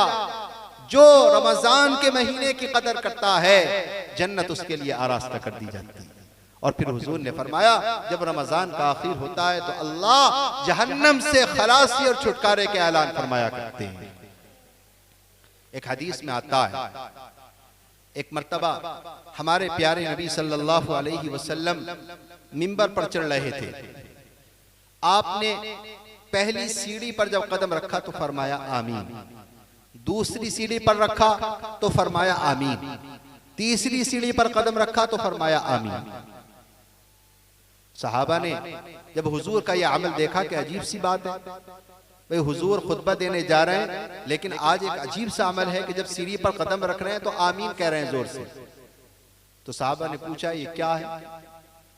अल्लाह के नबी ने फरमाया, असल बात यह है कि हजरत जिब्राईल अलैहिस्सलातु वस्सलाम हर सीढ़ी पर कदम रखते हुए बद्दुआ दे रहे थे और मैं उस पर आमीन कह रहा था। फरिश्ते की बद्दुआ और हुजूर की आमीन, दुआ जरूर कबूल होगी। पहली सीढ़ी पर कदम रखा तो फरमाया कि बदनसीब है, बदबख्त है, महरूमुल किस्मत है वो शख्स जो रमजान का बाबरकत महीना पाए और उसमें अल्लाह को राजी करके, इबादत करके, नमाज पढ़ के, रोजा रख के, तरावी पढ़ के, कुरान पढ़ के, अल्लाह की खुशनुदी वाले काम करके अगर अल्लाह को राजी न कर सके तो ऐसा शख्स हलाक और बर्बाद हो जाए। हुजूर ने फरमाया आमीन। बताओ, अब 3 दिन के बाद रमजान जब शुरू होगा, हम अगर रोजा नहीं रखेंगे, हाँ नमाजों का एहतमाम नहीं फरमाएंगे, कुरान, अल्लाह के कुरान की तिलावत का एहतमाम नहीं फरमाएंगे, और इसी तरह अगर हमारे हाथ से वक्त तो गुजरना है, जिंदगी तो बर्फ की सिल्ली की तरह है, आप अभी यहाँ रख दो, सुबह जब देखोगे तो आपको बहती हुई नजर आएगी। हम इतने छोटे थे, फिर बड़े हुए, फिर बड़े हुए, शादियां हो गई, बच्चे हो गए, बूढ़े हो गए, अल्लाह के पास जाने का वक्त आ गया। बताओ, सबके साथ ये जिंदगी का बर्फ की सिल्ली की तरह ये सिलसिला हर किसी के साथ चल रहा है। आज ये हमारे बच्चे छोटे हैं, 50 साल के बाद इनका ये बुढ़ापे की तरफ माइल हो जाएंगे, और सबके साथ ये होना है। जब हमें मालूम है कि हम मौत की तरफ बढ़ रहे हैं तो हम अल्लाह की तरफ क्यों कदम नहीं बढ़ाते। रमजान का महीना, लेकिन अफसोस के साथ ये कहना पड़ता है कि जिस महीने में अल्लाह ने रोजा फर्ज फरमाया, अल्लाह का ऐलान है, या अय्युहल्लज़ीना आमनू कुतिबा अलैकुमुस्सियाम, ऐ ईमान वालो तुम पर रोजा फर्ज कर दिया गया है। रोजा फर्ज है। आज के नौजवान रमजान के महीने में बहाना करते हैं, रोजा नहीं रखते, होटलों पर खाना खाना फिरते हैं, और जब उनसे कहा जाता है कि मियाँ रोजे रखो तो तड़ले से जवाब देते हैं कि हमें भूख बर्दाश्त नहीं है। नौजवान, जब अल्लाह के सामने कल पेशी होगी, अल्लाह का दरबार होगा, जहन्नम सामने मौजूद होगी, बिलखते रहना, कहते रहना मुझे आग बर्दाश्त नहीं है, अल्लाह पेशानी पकड़कर जहन्नम में डालेगा, तुम्हारा ये कौल अल्लाह नहीं सुनेगा कि हमें जहन्नम की आग बर्दाश्त नहीं है। अल्लाह के लिए अल्लाह ने जवानी दी है, जवानी की कदर करो। अगर अल्लाह ने जवानी छीन ली, कितने नौजवान हैं, अभी मेरे एक साथ में बचपन में पढ़ा हुआ है, मैंने और उन्होंने नाज़रा कुरान साथ में पढ़ा था, उनके भी 2 बच्चे हैं। अचानक अटैक पड़ा और 5 दिन पहले 6 दिन पहले वालिदा का फोन आया था, वो बता रही थी, मैं तो सफर में था, बता रही थी कि तुम्हारे भाई का अरशद का इंतकाल हो गया। मेरे भाइयों, बताने का मकसद ये है कि हर एक लम्हा आखिरत की तरफ है, सफर बराबर जारी है। किसी बुजुर्ग से किसी ने पूछा, कहां जा रहे हो, कहा सफर में, कहा कहां से आ रहे हो, कहा सफर से आ रहा हूं, कहा काम क्या है, कहा सफर करना काम है। सफर किया है, सफर करना है, सफर कर रहे हैं। हमारी जिंदगी तो ऐसी है, अल्लाह के नबी तो यूं फरमाते हैं कि एक मुमिन की जिंदगी ऐसी हुआ करती है जैसे वो किसी दरख्त के नीचे सफर करने के लिए थोड़ी देर आराम के लिए बैठे, तो ऐसे ही बस सिर्फ जितना वक्फा आराम का होता है, दुनिया में आने का वक्फा भी इतना ही। उसे पता होता है कि मुझे दोबारा आगे सफर करना है। ऐसे ही हमें मालूम है कि हमारा हर आने वाला वक्त मौत की तरफ तेजी से बढ़ रहा है, हमें अल्लाह की तरफ कदम बढ़ाना चाहिए। रमजान का महीना करीब है, रोजों का एहतमाम करो, कोई नौजवान रोजे ना छोड़े। बहाने अल्लाह के दरबार में नहीं चला करते हैं। हम दुनिया में धोखा दे सकते हैं, हम वादा खिलाफी कर सकते हैं, हम अपने माँ बाप की आंखों में धूल झोंक सकते हैं, हम अपने बड़ों की आंखों में झूल दे सकते हैं। अल्लाह की आंखों में झूल धोखने वाला कोई माई का लाल पैदा नहीं हुआ। अल्लाह जानता है, अगर आपकी जवानी अल्लाह ने छीन ली तो बताओ, अल्लाह ने अगर बीमार कर दिया और तुम्हें इस हालत में कर दिया कि तुम खाने की काबिल भी ना रहे, तो फिर अल्लाह को क्या मुंह दिखाओ। रमजान का महीना करीब है, रोजा हर जवान, हर बूढ़ा जो सेहतमंद तंदुरुस्त है, जिसे कोई उज़्र शरई नहीं है, उस पर जिस पर रोजा फर्ज है उसे रोजा रखना चाहिए। रात में तरावीह का एहतमाम करना चाहिए, मस्जिदों के अंदर तरावीह का एहतमाम किया जाए। अल्लाह के नबी फरमाते हैं कि अल्लाह ने तुम्हारे ऊपर रोज़ों को फर्ज किया है और मैंने तुम्हारे लिए रात की तरावीह को सुन्नत करार दिया है। अल्लाह के नबी से मोहब्बत के सदक़े तरावीह का एहतमाम, 2 सुन्नतें हैं, पूरे महीने तरावीह का एहतमाम किया जाए, कुरान पढ़ने का, कुरान सुनने का एहतमाम किया जाए। मस्जिदों के अंदर माहौल होना चाहिए। कुछ नौजवान शुरू के दिनों में तो आते हैं और आहिस्ता आहिस्ता जो वक्त गुजरता है फिर मस्जिद के अंदर नमाजी कम हो जाते हैं। ये ईमान की कमजोरी की बात होती है। एक अमल जारी रखो कि चाहे हमें थोड़ा सा अमल करना है लेकिन पाबंदी के साथ करना है। हमारी इंशाअल्लाह इस रमजान में न रोजे छूटेंगे, कहो इंशाअल्लाह, हाथ उठाकर कहो इंशाअल्लाह, और इंशाअल्लाह तरावी भी नहीं छूटेगी इंशाअल्लाह। हम पूरा कुरान की तरफ तवज्जो देंगे। कुरान जो पढ़े हुए हैं रोजाना कुरान पढ़ेंगे। देखो सुनो, एक पारा आप जरूर भी जरूर फिलिस्तीन के हक में पढ़ेंगे, जो हमारे माए हमारी बहनें हैं। आप रोजाना कुरान पढ़ें, कितने चाहे कुरान पढ़ें, लेकिन कम से कम एक पारा अपनी माओ अपनी बहनों के लिए हमें जरूर पढ़ना है। हम अपना एहसास खत्म नहीं कर सकते। वो हमारी माएँ हैं, वो हमारी बेटियां हैं, वो हमारी बहनें हैं। हम किसी हाल में उन्हें फरामोश नहीं कर सकते। दुआओं का एहतमाम किया जाए। तहज्जुद के वक्त सब उठते हैं रोजा रखने वाले, तहज्जुद की नमाज पढ़ी जाए, अल्लाह को राजी किया जाए, अल्लाह को राजी करने के असबाब इख्तियार किए जाएं। जब हुजूर ने पहली सीढ़ी पर कदम रखा तो फरमाया हज़रत जिब्राइल ने कि हलाक और बर्बाद हो जाए वो शख्स जो रमजान का बाबरकत महीना पाए और उसमें इबादत करके अल्लाह को राजी न कर सके। ऐसा शख्स हलाक और बर्बाद हो जाए।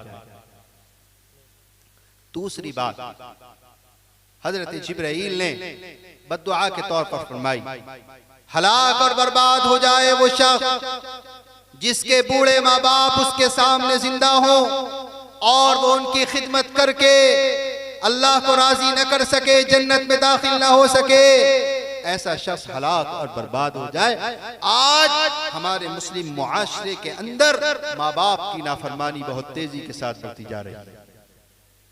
माँ तो ऐसी चीज है जो हमारी जन्नत कहलाया करती है। माँ के कदमों के नीचे जन्नत, बाप जन्नत का दरवाजा, बाप की रजामंदी में अल्लाह की रजामंदी है। और अगर बाप नाराज हो जाए तो अल्लाह भी नाराज हो जाता है। सबसे ज्यादा हमारी गमखारी का अगर कोई हकदार है तो हमारी माँ। हमें अपने माँ बाप के हुकूक का ख्याल रखना चाहिए। आज नौजवान बहुत तेजी के साथ तैश में आकर, जवानियों में आकर, वे सिर्फ मगरिबियत से मुतासिर होने की दलील है कि हम अपने माँ बाप के हुकूक की हक तलफी कर रहे हैं। छोटी छोटी बातों पर हम अपने माँ बाप का दिल दुखा देते हैं। आज बच्चे अपनी मनमानी करते हुए शादियां कर रहे हैं। शरई नुक्ते नजर की बात नहीं है। माँ बाप को एक अल्लाह ने हक दिया है। अल्लाह ने आपके माँ बाप को जो हक दिया है, आप उनका दिल मत दुखाइए। अल्लाह के वास्ते घर के अंदर माहौल खराब मत कीजिए। अजीब सा माहौल हो गया, जहां शादी हुई बच्चा अपनी बीवी को लेकर अलग हो जाता है और माँ बाप ये समझते हैं कि बच्चे की शादी हो गई, अब ये हमारा नहीं रहा। अल्लाह के बंदो, माँ के हुकूक अपनी जगह है, बीवियों के हुकूक अपनी जगह है। हमें दोनों के हक अदा करने हैं। हमारा इस्लाम हमें दोनों के हुकूक सिखाता है। माँ है आपकी, आप उसका ख्याल रखिए। आपकी बीवी है, आप उसका ख्याल रखिए। अगर कोई आपस में बात है तो उसको प्यार से मोहब्बत के साथ नजरअंदाज करके अपनी जिंदगी को आगे बढ़ाइए। ये क्या तरीका होता है कि माँ बाप घर में भूखे मर रहे हैं। अभी मुझे एक साहब बता रहे थे, एक बुजुर्ग मेरे पास आए और यूं कहने लगे, मुफ्ती साहब आप जुमे में बयान करना माँ बाप के ऊपर। हमारा जो बेटा है, मैं 1.5 दिन हो गया, मैंने जो है बस किसी तरीके से गुजारा किया है, आस पड़ोसी से लेकर। मेरा बेटा तो होटलों से खाना लाता है और मजे मारता है, और मुझे उसने 1.5 दिन से पूछा भी नहीं है कि मैंने कुछ खाया है या नहीं खाया। मुसलमानों, हम अल्लाह के नबी को क्या मुंह दिखाएंगे? ये हमारा दीन है। हम अपने माँ बाप का किस तरीके से उनको तकलीफ पहुंचा रहे हैं। आज हमारी जिंदगियों के अंदर दीन निकल गया। हजरत जिब्राइल फरमाते हैं हलाक और बर्बाद हो जाए वो शख्स जो अपने माँ बाप को बुढ़ापे के आलम में पाए और उनकी खिदमत करके अल्लाह को राजी न कर सके, जन्नत में दाखिल न हो सके, ऐसा शख्स हलाक और बर्बाद हो जाए। अल्लाह ने जिन्हें माँ बाप दिए हैं, देखो मेरे वालिद का पिछले साल इंतकाल हुआ, सब कह दो आमीन, अल्लाह मग़फ़िरत फरमाए। अल्लाह की कसम खाकर अल्लाह के घर में बैठ कर कह रहा हूँ, मेरे वालिद के जाने के बाद इतना तन्हाई का एहसास होता है कि मेरे वालिद मेरे लिए क्या थे, उनकी जिंदगी, उनका जो राह अमल था। अल्लाह की कसम, मेरे नौजवानों, माँ बाप अगर जिंदा है, अल्लाह के वास्ते कदर कर लो, ये नियामतें मिलने वाली है, अल्लाह के वास्ते कदर कर लो। माँ और बाप जैसी नियामत दोबारा लौट कर नहीं आ सकती। अल्लाह की ऐसी नियामत है जिनकी मोहब्बत खुलूस के साथ होती है अल्लाह की रजा के वास्ते। अगर हम अपने माँ बाप को दिल दुखाते हैं और हमारी माँ हमारे लिए हमारी वजह से रोती है, हमारे तकलीफ देने की वजह से रोती है, हमारा बाप अगर खाना नहीं खा रहा है, अल्लाह की कसम कल क़यामत में हम अपने नबी के पास जाकर मुंह भी नहीं दिखा सकते। अल्लाह ने माँ बाप दिए हैं, नौजवानों कदर कर लो, इनका कहना मानो, इनके पैर दबाओ, बुढ़ापे के अंदर सहारा बन जाओ। बाप को अगर दवाई की जरूरत है, एक टांग पे खड़े हो जाओ, बाप को सहारा बनो। बाप का सहारा औलाद हुआ करती है। दिखाओ कि एक सच्चा मुसलमान नबी के इश्क में, अल्लाह के नबी के कुरान पर अमल करता हुआ अपने माँ बाप की फरमाबरदारी करता है। हजरत जिब्राइल फरमाते हैं हलाक हो जाए, बर्बाद हो जाए वो शख्स जो अपने माँ बाप के आलम में पाए और उनकी खिदमत करके अल्लाह को राजी न कर सके, जन्नत में ना दाखिल हो सके। अल्लाह के नबी ने फरमाया आमीन। तीसरी बद्दुआ हजरत जिब्राइल करते हैं। जब अल्लाह के नबी ने, प्यारे नबी ने सीढ़ी पर कदम रखा तो अल्लाह के नबी सल्लल्लाहु ताला अलैहि वसल्लम ने आमीन कहा। हजरत जिब्राइल ने यूं कहा हलाक और बर्बाद हो जाए वो शख्स, हलाक और बर्बाद हो जाए वो शख्स जिसके सामने हुजूर का तज़किरा हो और वो अल्लाह के नबी पर दुरूद न भेजे। सब कहो सल्लल्लाहु अलैहि वसल्लम। एक मर्तबा जोर से पूरा दुरूद शरीफ पढ़ो, अल्लाहुम्मा सल्ली अला सय्यिदिना, अल्लाहुम्मा बारिक अला। अल्लाह के नबी से मोहब्बत करना ये ईमान का हिस्सा है। कभी भी अल्लाह के नबी का नाम आए तो अल्लाह के नबी सल्लल्लाहु अलैहि वसल्लम पर दुरूद शरीफ का नजराना भेजना चाहिए। ये हमें पैगाम अल्लाह के नबी सल्लल्लाहु ताला अलैहि वसल्लम से मिला है। देखो 3 बद्दुआएं थी, तीनों बद्दुआएं मैंने दी। पहले क्या फरमाया कि हलाक और बर्बाद हो जाए वो शख्स कि जो रमजान का महीना पाए और उसमें इबादत करके अल्लाह को राजी करके जन्नत में दाखिल न हो। हुजूर ने फरमाया आमीन। फिर फरमाया हलाक और बर्बाद हो जाए वो शख्स जिसके बूढ़े माँ बाप जिंदा हों और वो उनकी खिदमत करके जन्नत में दाखिल न हो जाए। हुजूर ने फरमाया आमीन। और हदीस के अंदर आता है फिर हमारे हजरत जिब्राइल ने, फरिश्ते ने फरमाया हलाक और बर्बाद हो जाए वो शख्स जिसके सामने हुजूर का तज़किरा हो और वो अल्लाह के नबी पर दुरूद न भेजे। अल्लाह के नबी पे दुरूद भेजना ये ईमान का हिस्सा है। सुबह और शाम दुरूद भेजो, दुरूद पढ़ने का एहतमाम फरमाओ। तारीख के अंदर एक वाकया अजीब गरीब लिखा है।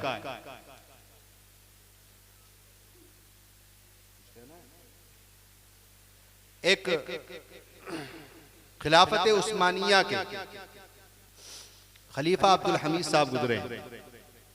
उनका मामूल था कि वो रात में सोते वक्त प्यारे आका सल्लल्लाहु अलैहि वसल्लम पर दुरूद शरीफ का नजराना भेजते थे और ये भी हमारा मामूल होना चाहिए। देखो हमें जो कुछ मिला है वो प्यारे नबी हुजूर के सदक़े में मिला है, मिला है ना।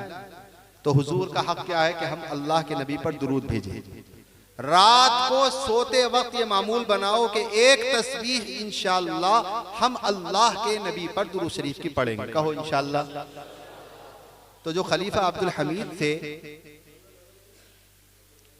वो काम करते करते अल्लाह के नबी पर दुरूद शरीफ पढ़ना भूल गए।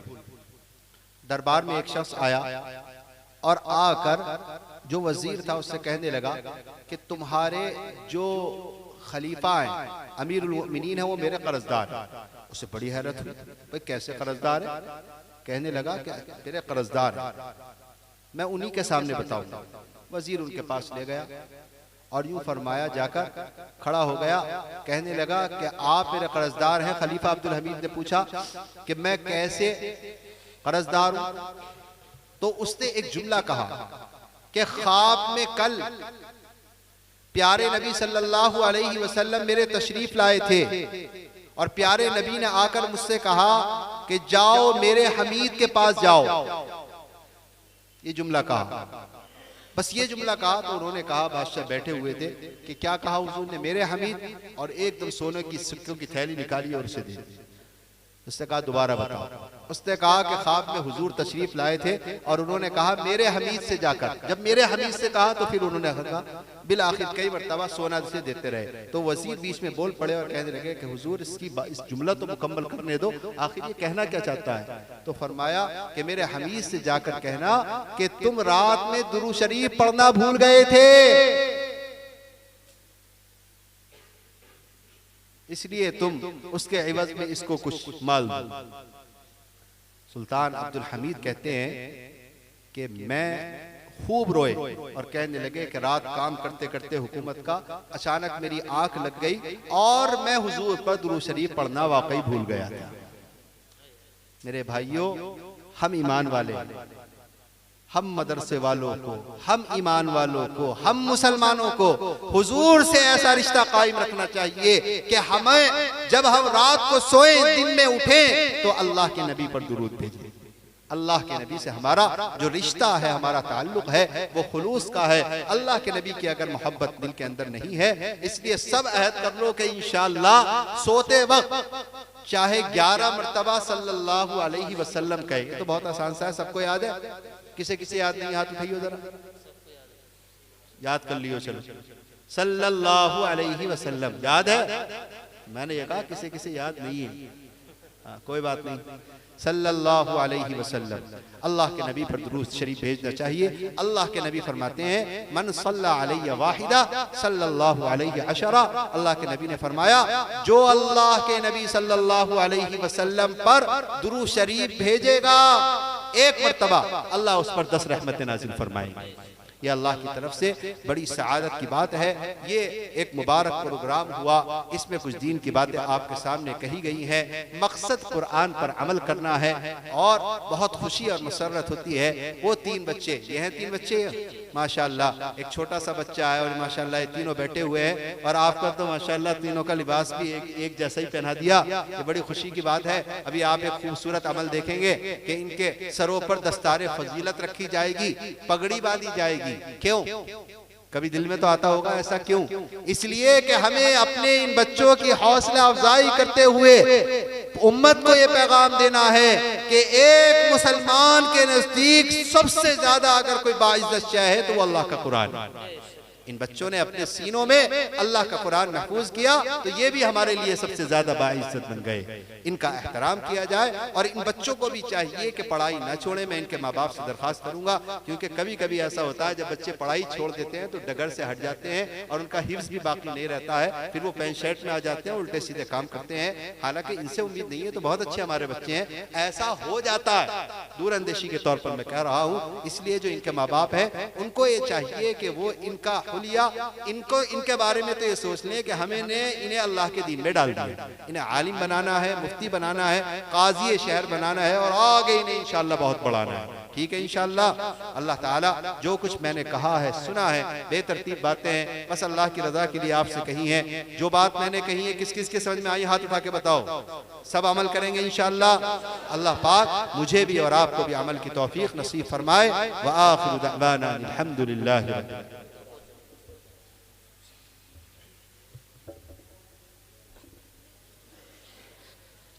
जज़ाकल्लाह जज़ाकल्लाह। भाई हम सब मिलकर हजरत